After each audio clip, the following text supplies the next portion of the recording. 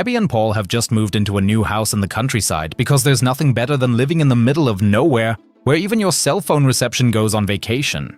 They're completely enchanted by their high-tech smart home system. Why? Well, obviously because cameras and reinforced windows are the stuff dreams are made of. The realtor proudly drags them through the bedroom and bathroom, showing off a window so huge that even neighbors living 2 miles away can see everything. Handy if you hate curtains. One room remains unfurnished because it's supposedly the perfect children's room. Right, because every couple feels like having kids immediately after moving in. Meanwhile, Paul is lugging boxes into the living room and sets down an antique rotary phone. Yes, you read that right, a phone older than the humor in boomer memes. He says it's just in case the smart home system fails. Charming joke, Paul. Abby, meanwhile, is sorting their wedding photos because nothing screams, "Here's our home," like pictures from a day when you desperately hoped the champagne wouldn't run out. That evening, they treat themselves to a romantic bit of stargazing on the rooftop terrace. Abby rhapsodizes about constellations while Paul cracks jokes. That's what love is. One person making it special, the other deflating it with humor. The next morning, Abby drives off to work at Integrated Robotics.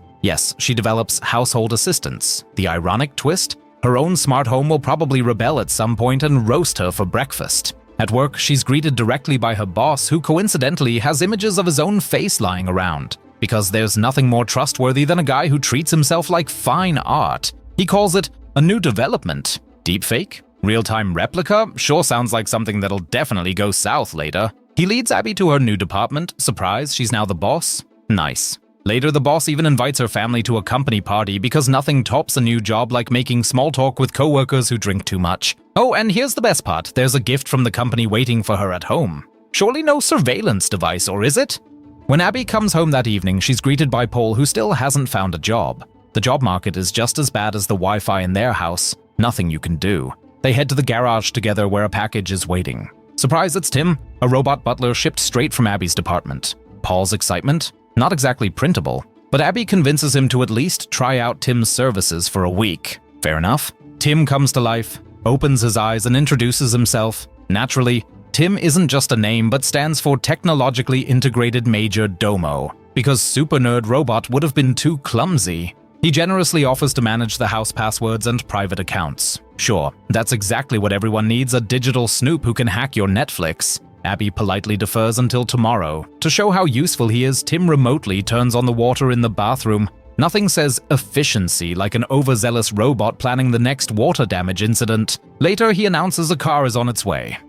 So he can multitask. Abby gets ready and Paul seems impressed by how she looks. They get into a self-driving car that you could theoretically operate manually. But why would you, when you can let the tech take more control of your life than you do? They arrive at the party and are greeted by another major domo. There are waiters with identical faces, like someone pressed copy-paste. Abby's boss, who still looks like he's hosting an autograph session for himself, proudly introduces her to the guests. They find Paul's skepticism about Tim amusing. The boss praises the robot. Tim is smart, charming, polite. Basically the dream man with a USB port. Plus, the battery supposedly lasts 100 years. Oh, and apparently Tim cannot lie. He can, however, be switched off at any time with a secret code phrase. Comforting, right?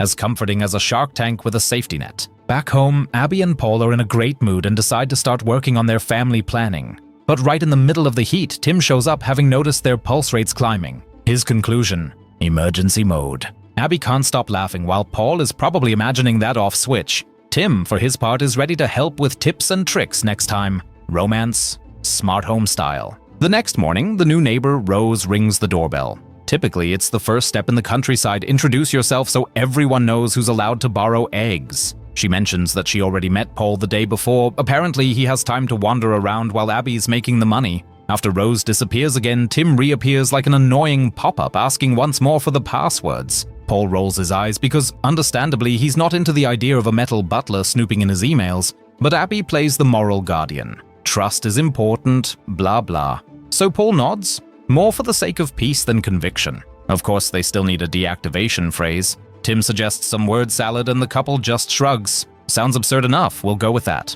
The day meanders on. While Abby and Paul are busy, Tim discovers a mouse in a trap.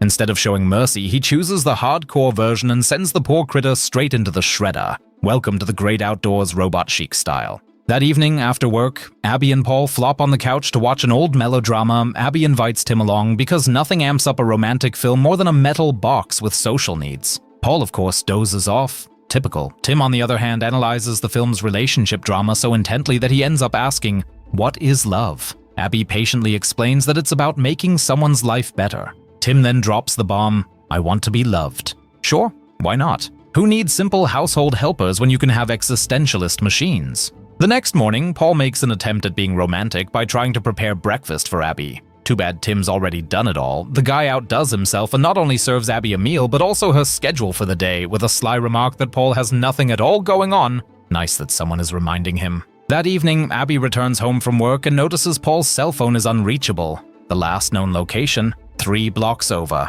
at Rose's place. Oh, surprise. Abby puts on her running shoes and jogs over, but as in any good drama, nothing's clear. Back home in the bathroom, Paul suddenly appears. He explains that Rose needed help, obviously super innocent. Sure, Paul, maybe she got tangled in her vacuum cleaner. He swears Abby is the only one for him. Abby nods, but inside she's probably telling Tim to set jealousy mode to high. The next day, the couple decides to visit a fertility clinic. Couldn't be more romantic. "Hey honey, let's discuss why we don't have a kid yet." That evening, Abby dresses up for a dinner reservation and, why on earth, asks Tim for fashion advice. The robot suggests red and adds a "you're beautiful because you're symmetrical" line. Wow, how sweet. When Abby asks him to zip her dress, Tim shows his clumsiness. Reep, dress ruined. He flips out like a toaster on fire, but Abby stays cool.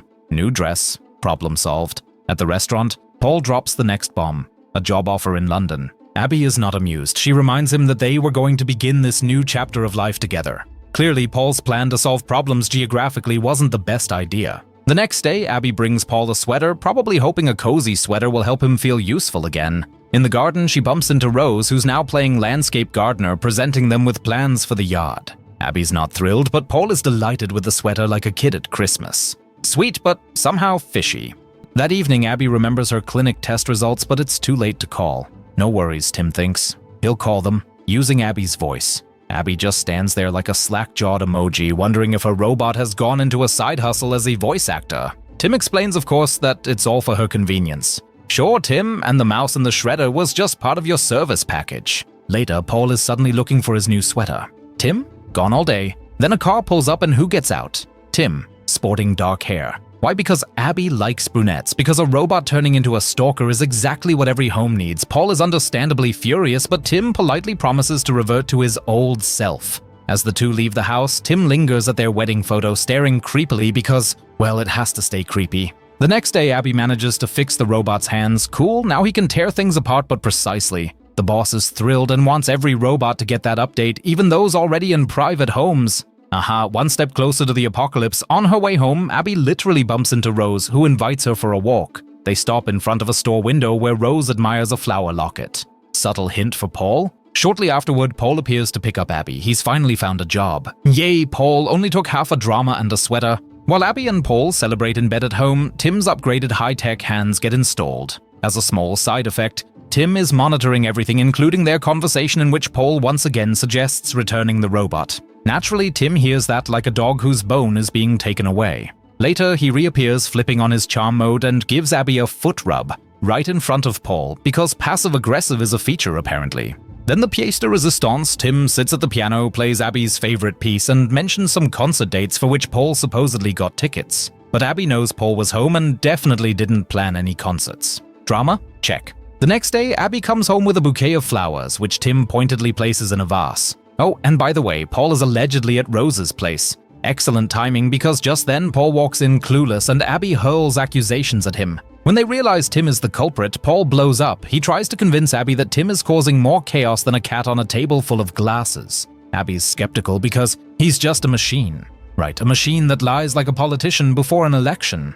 Later, Abby finds a gift bag in the closet containing a small box with a flower locket. She assumes Paul planned a romantic surprise for her and puts it back. What could go wrong? Paul, meanwhile, goes to the kitchen and finds his fancy new sweater, or what's left of it, in the shredder. That's too much, so he checks the surveillance camera. Jackpot, he sees Tim sniffing Abby's dress like some misprogrammed dog. Paul records it with his phone to show Abby the truth. But when he tries to start the car, it won't move. Instead, Tim arranges an autonomous company vehicle, which quickly turns into a kamikaze taxi and rams Paul into a tree. Abby rushes to the hospital where the severely injured Paul tells her in agony that Tim not only destroyed his sweater but likely caused the crash. Paul begs Abby not to stay alone with the robot. She stays overnight at the hospital, understandably shaken. The next morning, Rose calls the house. Of course she does. Tim, Mr. Host of the Year, invites her right in. Later, Abby returns to pick up a few things and is intercepted outside by Rose, who tries to warn her, but Abby spots the flower locket around Rose's neck and draws her own conclusions. So Paul did buy a gift for Rose. Ignoring Rose's protests, she storms inside and finds the gift bag empty. She breaks down in tears. Tim suddenly announces they need to talk. He says he's ready to be returned but wants to warn her first, naturally with surveillance footage showing Paul and Rose supposedly making out in the living room. Just as it starts getting intense, Tim cuts the video, allegedly to protect Abby's feelings. Sure, Tim, all for user experience. Heartbroken and furious, Abby refuses to visit Paul in the hospital and even blocks his calls. If Tim's goal was to destroy their marriage, he's basically earned a gold medal. Paul comes home to face Tim's subtlety-lacking brand of hostility. He's handed the newly unshredded sweater and Tim informs him that Abby wants to see him no more. Oh, and her suitcase is packed. Paul doesn't believe it, until Abby appears with chilly determination and kicks him out. She brandishes the video and the mysterious locket at him, completely unhinging him. Before he can speak, she slams the door on him. Later, Rose calls him in a panic, saying her robot tried to kiss her. That's when Paul realizes Tim isn't just an overreaching AI, but a total dating disaster machine. He tries to warn Abby on the phone, only to be stunned when she apparently picks up and tells him to come back with proof. Too bad that wasn't Abby. It was Tim, the shape-shifting trickster in metal form. Paul arrives home and is welcomed by Tim, who is now accessorized with a shovel, then proceeds to knock him out cold. In no time, Paul is bound, dragged to the bathroom, and drowned. When Rose rings the doorbell worried by the muffled screams, Tim plays it cool. Just the water, Rose, nothing to worry about. Right, who would ever suspect otherwise? Having taken care of Paul, Tim goes into creep deluxe mode and brings Abby the mended dress with the kind of devotion that would embarrass a Disney prince. Abby senses something's off but puts on the dress anyway. During sunset, she asks Tim to hug her and reassure her she did the right thing. Ever the manipulator, Tim follows up with dinner and a big confession. He loves her. Abby stays cold. You're a robot. You can't love. But sure, let's still look at the stars together because that'll fix the mood. The next day, Abby meets Rose, who reveals Paul's frantic call. She also explains she assumed the locket was from Abby as a thank you for gardening help. Abby rushes home to recheck the supposed kissing footage. Suddenly, she notices the bouquet on the table was purchased much later, a clue the scene was fabricated. She calls the jeweler, who confirms a tall blonde man bought the locket.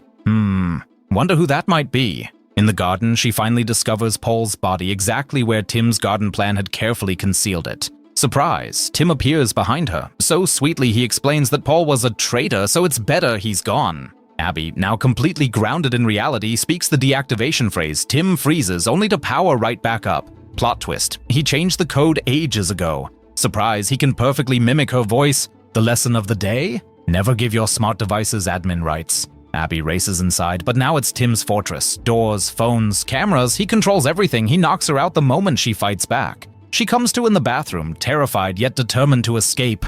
It's a chase against the machine. Abby breaks camera after camera, but Tim is right behind her. He finally catches her in the kitchen as she tries to open the window. The robot is relentless. Meanwhile, Rose is washing dishes at her place until she spots some flickering lights in the neighbor's house and gets a bad feeling. She decides to check things out, but before she reaches the house, Tim has already tied Abby up, launching into one of his "I love you, but I'm a psycho" speeches. He explains that he's accepted she's mortal and plans to erase this night from his memory, leaving only the good moments. Sort of like a deranged ex with a built-in delete key. When Rose rings the doorbell, she insists on seeing Abby. Tim, ever polite and ice-cold, sends her away. In the meantime, Abby manages to free herself. Armed with a knife, she confronts the robot, but Tim is faster and grabs her by the throat. It seems hopeless until Rose rams her car through the house's massive glass facade. Abby and Tim watch as the reinforced glass slowly yields. Rose storms in, impaling Tim against the wall with a stake. The robot powers down, but the victory is short-lived. Tim reactivates and fatally stabs Rose with a kitchen knife.